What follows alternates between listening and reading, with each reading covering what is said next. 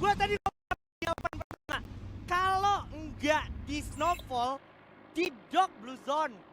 Pets sekarang tuh di situ aja man, Blue Zone-nya, ya kan? Dan terbukti, ini harusnya bakal jadi keuntungan untuk Onyx Olympus. Kalau misalkan dia turun di sana tanpa gangguan, kita akan melihat biar yang benar-benar sama-sama kembali ya. Jadi ada apa ya ayo dari tadi kayak berada terpuruk ini sebenarnya kan dari proses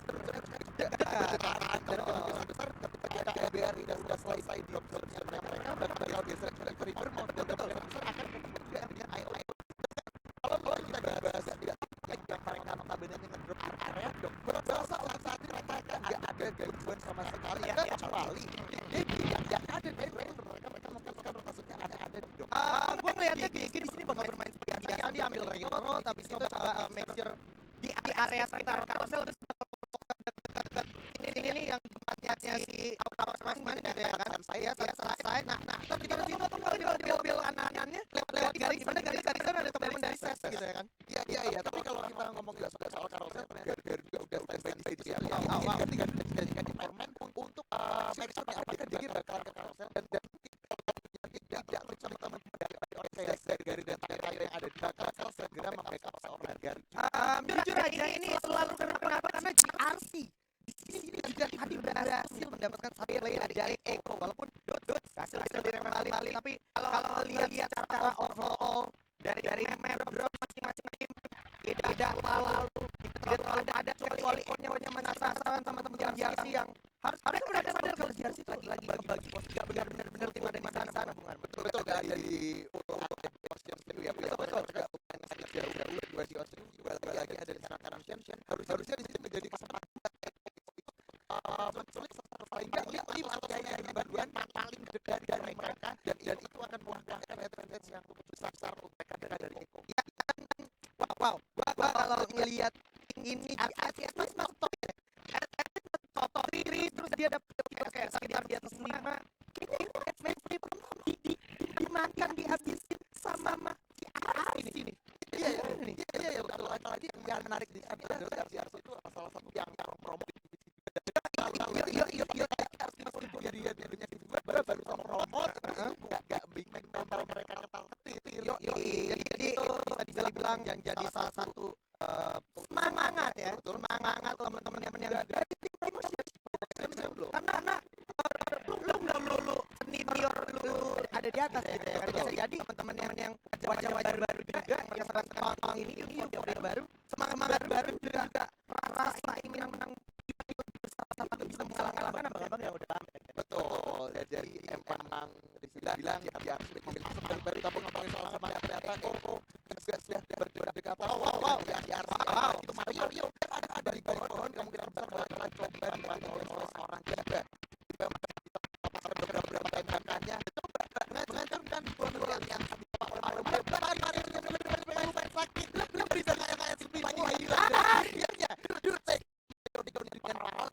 mantap banget dan juga timbang yang baik akhirnya mendapat juga cukup berarti untuk mendapatkan karena kalau misalkan dari GRC biar di begitu hanya mengintai aja agak sekali sulit juga pergerakan Eko untuk melakukan rotasi di match lanjutnya gitu apalagi sebenarnya MBR udah punya pergerakan yang cukup pragmatis karena kalau dia tadi salah geraknya siapa dari Eko atau GRC tadi pasti belum feel atau dia nunggu yoga gitu ya kan kemungkinan besar bakalan yogi ya dan paling enggak dari Eko itu mereka melakukan apa yang dibilang betul dari Len dan juga salah satu dari tadi dari Eko bisa dapetin privilege-nya dan sekarang kalau kita ngomongin MBR mereka juga sudah rotasi lewat kiri jauh sampai pada akhirnya mereka dekat-dekat dengan Ocean View dan kalau mereka bener-bener ngecek sampai dalam-dalamnya ngecek cornernya juga besar kemungkinan dari MBR bakalan ketemu dengan Lim yang dari tadi masih berdiam diri di area Ocean View. Oh wow. Posisinya jauh banget tuh, apalagi Suryanya ini bagian bawah. Iya. Jadi ini menarik sekali tapi kalau ngomongin Sunset, sepertinya bakal ada DG. As I said, kelar dari Railroad pasti ke sekitaran Sunset aja udah rotasi dari DG dan sekarang DG harus melawan kerasnya Aura Ignite yang mana Aura Ignite gak boleh juga lalu berlama-lama turunya karena dia masih ada di X-Tech 10 dan akhirnya bakal ada fight jarak dekat. Harusnya diunggulkan untuk Aura Ignite, mengingat secara compound, secara vision juga informasinya sudah didapatkan semua sama teman-teman dari Aura Ignite. Jadi saat ini Aura Ignite sudah mengantongi 3 poin eliminasi. Aura dari tadi tinggal diem aja di sang side, mereka tinggal nungguin tim DG datang dan pada akhirnya mereka keculik sekitar 2 playernya. Dan sekarang masalahnya adalah Made JV dan juga Reva yang mencoba kabur dari area sunside. Mereka sekarang dikejar-kejar oleh 4 player dari SES Alpha yang Gedai. Bersiap juga dengan satu M60-nya, bakalan coba memberikan tembakan ke arah depan. Satu skill Homer juga coba diaktifkan. Mulai terslow down, Made JV sudah tidak bisa diselamatkan. Berkat satu tembakan dari seorang Gedai yang membuat kocar-kacir posisi dari DG. Satu orang terakhir mungkin masih bisa menghidupkan kembali dan pada akhirnya di sini masih utuh lagi dengan 48 orang. Tapi tembakan masih coba ditembak lagi oleh seorang Gedai. Ketahuan posisi seorang Reva masih coba melari menjauh dari arah seorang Gedai. Tapi ternyata dari seorang Gedai masih bisa menotis posisinya. Gua rasa Reva udah gak bisa kemana-mana. Ini bakal menjadi akhir untuk Reva dan pada akhirnya DG Reva sudah tidak bisa terselamatkan. Lagi-lagi gue mau ngomong SSC gitu ya, kayak DG-nya kalau misalkan gak komit ke Sunside, ya lu pasti nanti disamperin sama orang-orang yang di Garrison. Dimana orang-orang Garrison itu teman-teman dari SES. Itu udah predicted sekali ya, emang pergerakannya pasti seperti itu orang-orang yang turun di drop zone di sana. Dan sekarang giliran dari MBR yang juga sudah sneaky-sneaky dapetin bawa Snowfall yang mana? EVOS Divine juga sebenarnya udah kelar dari Snowfall. Nah, tapi yang jadi seru adalah apakah MBR ini menotis sesuatu atau mungkin teman-teman dari EVOS Divine udah menotis adanya satu tim yang baru datang atau bahkan GRC udah mendapatkan informasi tentang kehadiran MBR Epsilon. Karena tadi kita melihat di area sana, di area Snowfall bawah itu kelihatan banget masih ada teman-teman dari GRC yang juga nge-spread posisinya ya.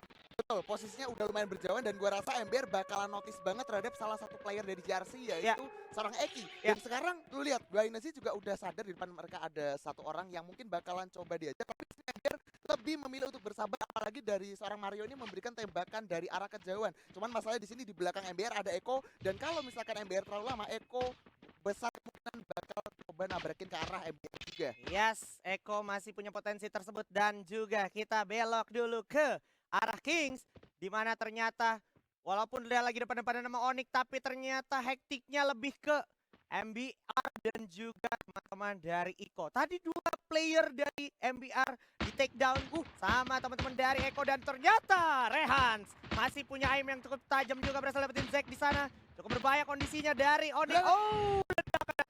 Masih bisa dihindari oleh seorang Rehan. Enggak, tapi dengan aim Tayo performanya di musim ini patut kita tunggu dan 3 keluar pun tumbang di atas Skylar tentunya. Onyx sudah akan mengamuk lagi harusnya, mengingat baru aja mendapatkan Buya, akan terbakar-bakar, akan panas tapi masih sempat, belum telat walaupun ada yang di atas. Surprise attack tidak bisa dihindari. Rex di sini juga harus ngehandle orang dari kanan, dari kiri dan semakin sulit posisinya Kings Esports. Bahkan dari Gare sendiri tinggal nungguin timing aja, siap dengan double barrel ya. Dar.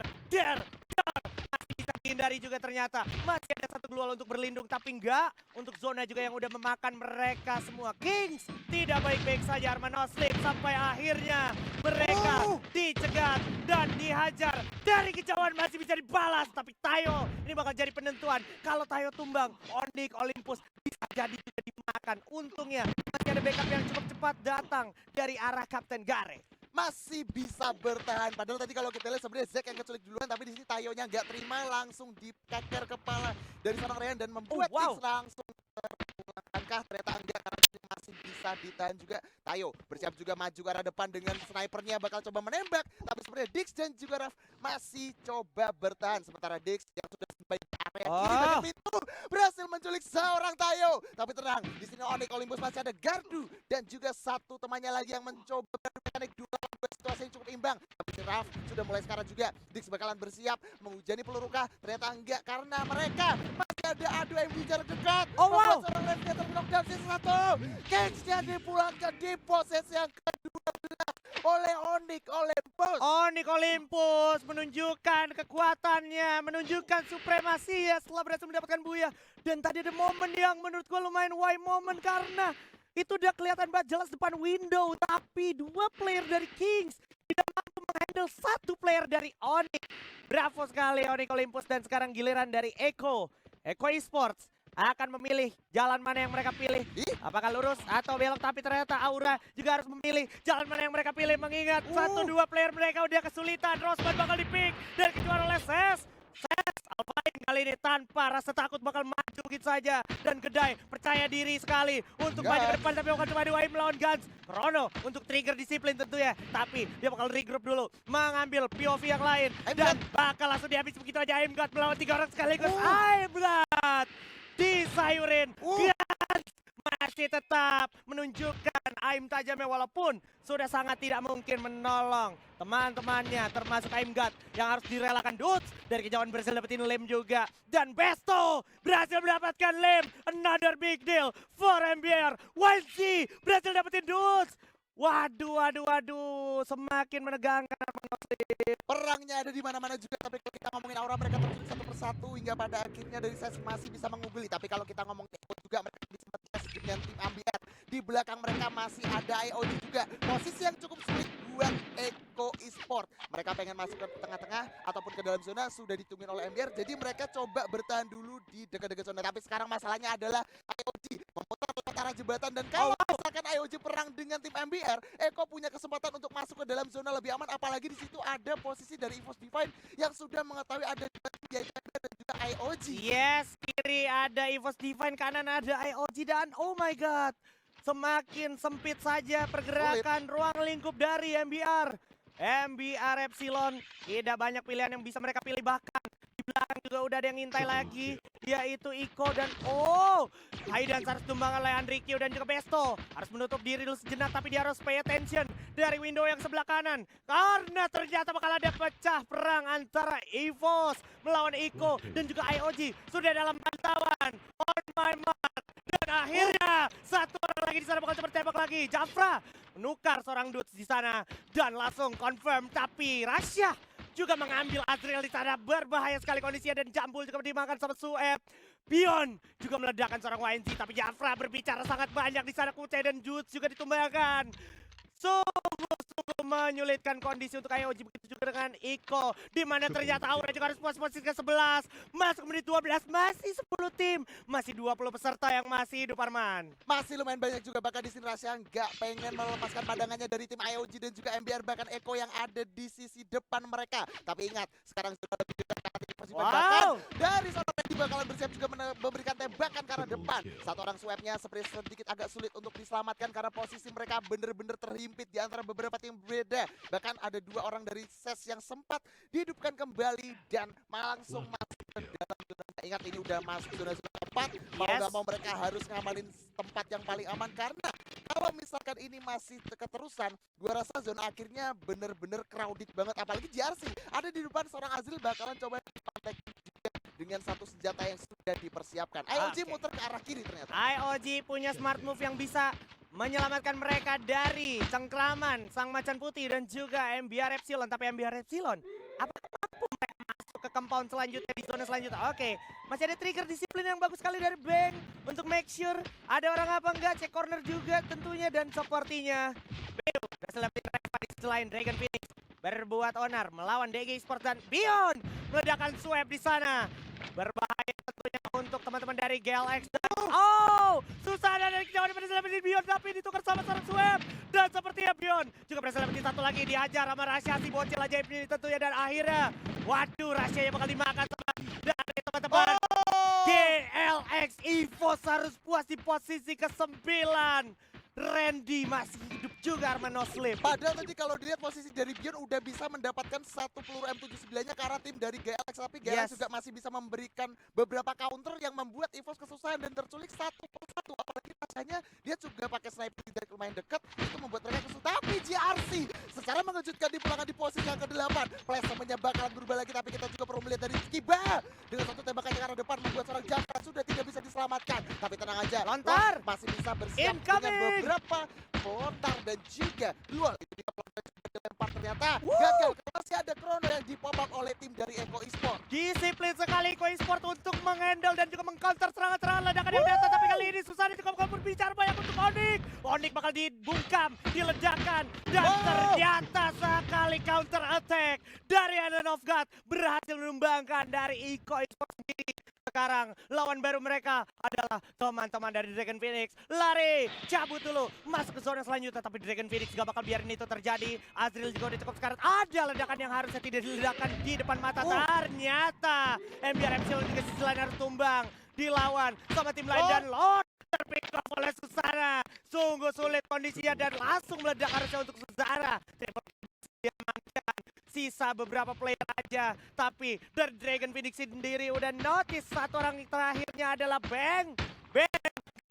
Kesempatan tentunya harus puas di peringkat kelima Arman Oslip. Udah sulit banget pada akhirnya di sini Draenix berhasil mengamankan satu tim yang ada di depan mereka yaitu IOG, tapi ingat di belakang masih ada Made GV yang nggak punya medkit. Mau nggak mau Made GV harus mengedap-endap untuk masuk ke dalam zona yang lebih aman, tapi di dalam zona juga sudah ada dari Galaxio, Randy dan juga Kimmich bakalan bersiap menyambut umpan dari seorang Susana dan Mal. Tapi DG dipulangkan juga di posisi ketiga, sisa 2 tim aja. Apakah ini bakal menjadi buaya untuk Draenix atau mungkin untuk Galaxio? 2 lawan 2 situasi cukup adil, tapi Susana melemparkan beberapa grid ke arah depan, meledakkan ke arah depan, tapi sayangnya tidak mengenai satupun. Randy masih bisa di balik satu kayu dengan satu SKT-nya, tapi langsung coba nge-pop up dulu. Trigger disiplin yang cukup bagus dari seorang Randy, tapi mulai kecil. Tapi sayangnya Susana dengan full HP malah putar, sayangnya tidak kena. Mulai coba dikakar lagi, ditembakin, satu orang terlontar, 2 lawan 1. Ini situasi cukup tidak imbang.